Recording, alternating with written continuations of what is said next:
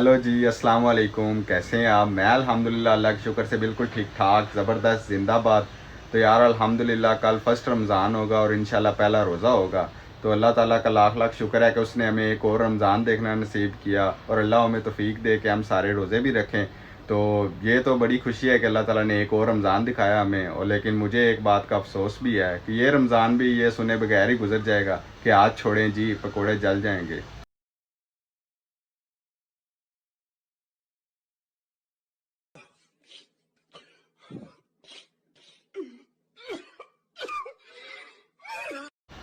लेकिन कोई बात नहीं, होता है, चलता है, दुनिया है। तो आज हमने जो है ना वो कुछ रमज़ान की तैयारी करनी है, ग्रोसरी वगैरह करनी थी, तो वो भी करेंगे। और उससे पहले मैंने ये कपड़े वगैरह जो है ना ये प्रेस करने के लिए देने थे, तो ये भी देते हैं। और उसके बाद अपने जो है ना वो बाकी काम वगैरह करते हैं कि ग्रोसरी वगैरह करनी है और कुछ चीज़ें वगैरह लेनी है और वो लेने चलते हैं। और यहाँ हम पहुँच गए जी उस दुकान पे जहाँ हमने कपड़े प्रेस करने के लिए देने थे। अब मैं पैंट शर्ट बहुत कम पहनता हूँ और कमीज़ शलवार ही ज़्यादा पहनता हूँ, और कमीज़ शलवार भी मेरे पास ज़्यादातर जो है ना वो वाइट रंग की हैं। अब मैं अपनी यूनिवर्सिटी के पहले दिन भी कमीज़ शलवार और नीचे खेड़ी पहन के चला गया था, और बहुत से लोगों ने समझा कि मैं पेंडू हूँ। और मुझे इस बात की समझ नहीं आई कि उनके नज़दीक पेंडू की अलामत ये है कि किसी ने कमीज़ शलवार पहनी हो। लेकिन हम तो फ़खरिया कहते हैं जी, हम पेंडू हैं, हमारे बाप दादा पिंड से थे और हम भी पिंड से हैं। अब कपड़े प्रेस करने के लिए देने के बाद हम पहुंच गए जी रमज़ान करीम की शॉपिंग करने। तो ऐसी शॉपिंग करने के लिए मुझे सबसे मुनासिब जगह लगती है एम्पोरियम, क्योंकि यहाँ से हर चीज़ एक ही जगह से मिल जाती है और इसके लिए आपको जगह जगह फिरना नहीं पड़ता।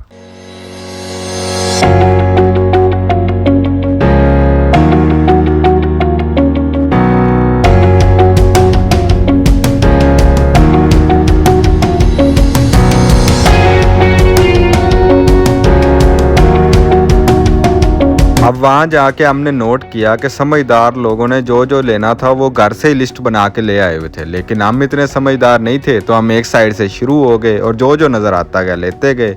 अब सबसे पहले हमने बेसन, पकौड़ियाँ और पापड़ी वगैरह उठा ली।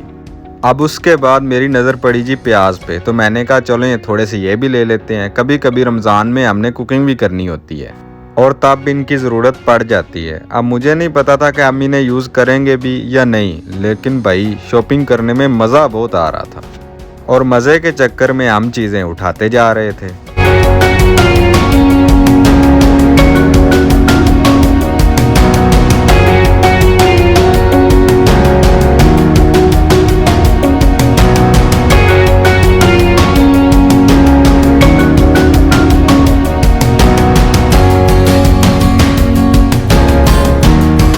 और उसके बाद बारी आती है जी आलू लेने की, और ये लेने बहुत ज़रूरी हैं क्योंकि इनसे बनती है जी फ्राइज़। और I love fries, sorry love नहीं लाइक, क्योंकि लव तो एक बंदे से ही होता है जी, इसीलिए I don't love fries, I like fries. और फ्राइज़ बनाने का मैं मास्टर शेफ़ हूँ, इसलिए हमने फ्राइज़ के हिसाब से बड़े बड़े आलू उठाए क्योंकि उनकी फ्राइज़ अच्छी बनती है।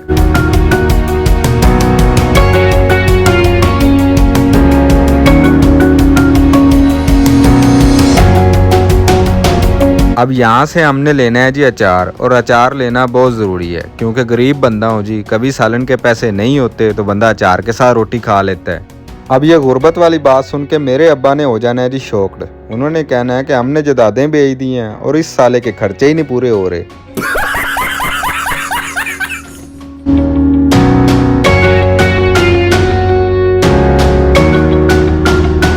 अब ये है जी केचप और मेयोनीज़ का पोर्शन। अब ये लेना भी ज़रूरी है क्योंकि रमज़ान शरीफ में फ़्राइज़, पकोड़े और समोसे वगैरह तो बनाने ही है हमने। अब उनका शशका जो है ना इनके बगैर अधूरा है। अब सामान तो हमने सारा ले लिया और सबसे मुश्किल काम था इनका बिल करवाना, क्योंकि बिल काउंटर्स पे लाइनें ऐसे लगी हुई थी जैसे राशन फ्री मिल रहा हो। अब आधा घंटा मुसलसल इंतज़ार करने के बाद हम काउंटर के करीब पहुंच ही गए, और हमारी तो ईद रमज़ान शरीफ से पहले ही हो गई।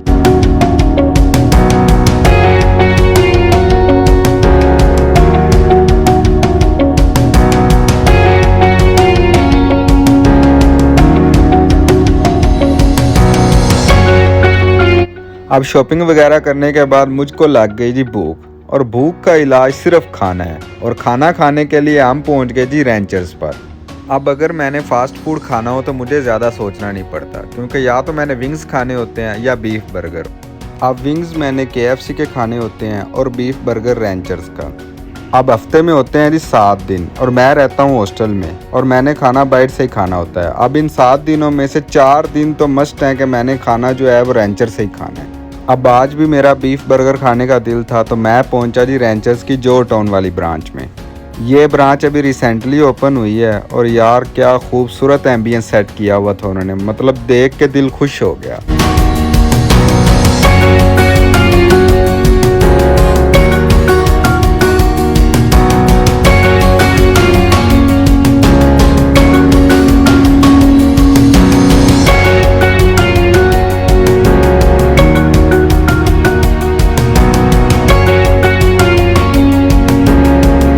अब मैं यहाँ इतना आता हूँ कि मुझे यहाँ का मेन्यू भी हिफज हो गया है, लेकिन फॉर्मेलिटी के लिए मैंने कहा चलो देख लेते हैं।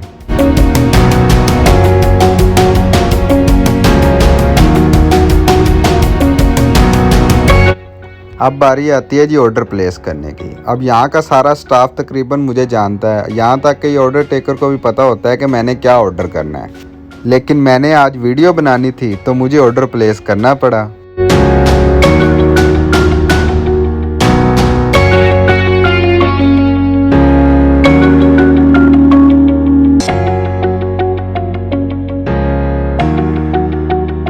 अब ऑर्डर प्लेस करने के बाद बारी आती है जी टेबल ढूंढने की, क्योंकि ऑर्डर आपने काउंटर पे प्लेस करना होता है, उसके बाद सीटिंग आपने खुद ढूंढनी होती है।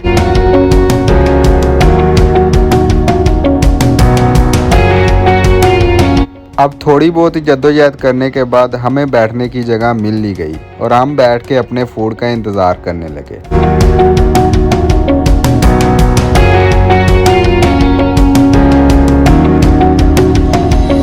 अब यहाँ इंतज़ार की घड़ियाँ ख़त्म हुई और हमारा खाना हमारे सामने आ ही गया और आप अब सबसे पहले शश के एंजॉय करें।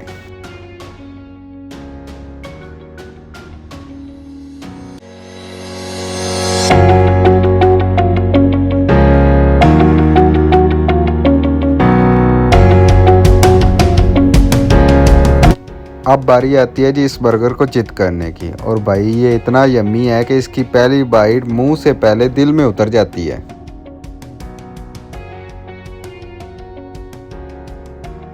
लेकिन सबसे मुश्किल काम होता है इसको संभाल के इसकी बाइट लेना। अब मेरी सिर्फ एक ही सजेशन है रैंचर्स वालों को कि भाई बर्गर को रैप कर दिया करो, खाने में आसानी होती है, हर बंदे का मुंह इतना बड़ा नहीं होता।